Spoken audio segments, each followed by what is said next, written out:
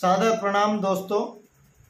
ओजस्वीमन news से मैं editor दीपक कृष्णात्रे आपके समक्ष प्रस्तुत हूँ। दोस्तों, लोकसभा चुनाव का परिणाम आ चुका है। एनडीए गठबंधन की सरकार में लगातार तीसरी बार प्रधानमंत्री के रूप में नरेंद्र मोदी शपथ ग्रहण कर चुके हैं, लेकिन सियासी पारा है अभी थमने का नाम नहीं ले रहा। मैं पश्चिमी उत्तर प्रदेश के मुजफ्फरनगर लोकसभा सीट की चर्चा आज आपसे करने जा रहा हूँ। मुजफ्फरनगर लोकसभा सीट जो पश्चिमी उत्तर प्रदेश की हॉट सीट मानी जाती है, यहाँ से भारतीय जनता पार्टी के पूर्व केंद्रीय राज्य मंत्री डॉक्टर संजीव बालियान चुनाव हार चुके हैं और डॉक्टर संजीव बालियान की चुनावी शिकस्त पूरे प्रदेश में चर्चा का विषय है। डॉक्टर संजीव बालियान समाजवादी पार्टी के हरेंद्र मलिक से लगभग 24,000 वोटों से चुनाव हारे हैं, लेकिन संजीव बालियान की चुनावी हार में कई अहम कारण बताए जा रहे हैं। लोगों में संजीव बालियान की हार के विभिन्न कारणों को लेकर के चर्चा है और सबसे बड़ी चर्चा जो लोगों में डॉक्टर संजीव बालियान की हार को लेकर बताई जा रही है, जो चर्चा चल रही है, वो ये है कि संजीव बालियान विभिन्न वर्गों में या यूँ कहे कि विभिन्न जातियों में सामंजस्य बिठाने में असफल रहे हैं। वही चर्चा यह भी है कि संजीव बालियान ऐसे नेताओं से, जिन नेताओं का अपने अपने समाज में बड़ा प्रभाव है, महत्वपूर्ण प्रभाव है, ऐसे नेताओं से सामंजस्य बिठाने में डॉक्टर संजीव बालियान असफल रहे। एक कारण संजीव बालियान की हार में उनका जीत के प्रति अति आत्मविश्वास का होना भी बताया जा रहा है। संजीव बालियान की सरधना के पूर्व विधायक ठाकुर संगीत सोम से मतभेद की बातें किसी से छिपी नहीं है। हालांकि चुनाव हारने के बाद संजीव बालियान ने प्रेस कॉन्फ्रेंस का आयोजन कर संगीत सोम पर विभिन्न आरोप लगाए और शिखंडी जैसे शब्दों का संगीत सोम के लिए प्रयोग किया।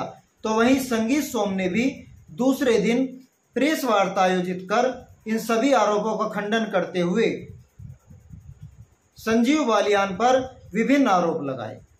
वहीं संगीत सोम ने कहा कि संजीव बालियान अपनी विधानसभा में भी जीत करके नहीं आ पाए हैं, जबकि सरधना विधानसभा में तो उन्हें जीत मिली है।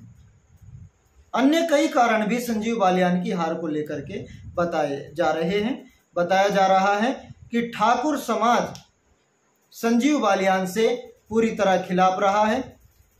ठाकुर समाज को साध पाने में संजीव बालियान असमर्थ रहे हैं। वहीं कुछ समय पूर्व संजीव बालियान की एक वीडियो वायरल हुई थी, जिसमें संजीव बालियान कथित रूप से ये कहते हुए पाए गए थे कि पंडितवाद मुर्दाबाद के नारे लगाओ।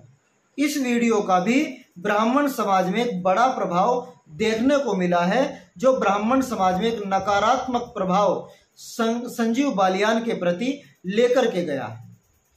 वहीं हिंदू वोटरों का कम संख्या में मतदान करने के लिए निकलना भी एक बड़ा कारण रहा है। मुस्लिम वोटों का ध्रुवीकरण, जो कि संजीव बालियान ने भी अपनी बात में कहा है, एक चुनावी हार का बड़ा कारण रहा है। लेकिन डॉक्टर संजीव बालियान को इस बात पर मंथन करना चाहिए, विचार करना चाहिए कि ऐसा आखिर क्या कारण रहा है कि आप समाज के सभी वर्गों में पैदा हो रही नाराजगी को दूर कर पाने में असमर्थ रहे। ये बात तो किसी से छिपी नहीं कि समाज के विभिन्न वर्ग संजीव बालियान से नाराज देखे जा रहे थे। विभिन्न जाति, विभिन्न वर्ग, विभिन्न समूहों में संजीव बालियान के प्रति नकारात्मक भाव उत्पन्न हो रहा था। और ऐसा नहीं कि संजीव बालियान इसको नहीं जानते थे, संजीव बालियान के सामने भी ये बातें पहले से आ रही थी, लेकिन अति आत्मविश्वास कह लीजिए या कुछ अन्य कह लीजिए, संजीव बालियान समय रहते इसको दूर नहीं कर पाए, सामंजस्य नहीं बिठा पाए। नतीजतन संजीव बालियान को हार का मुंह देखना पड़ा।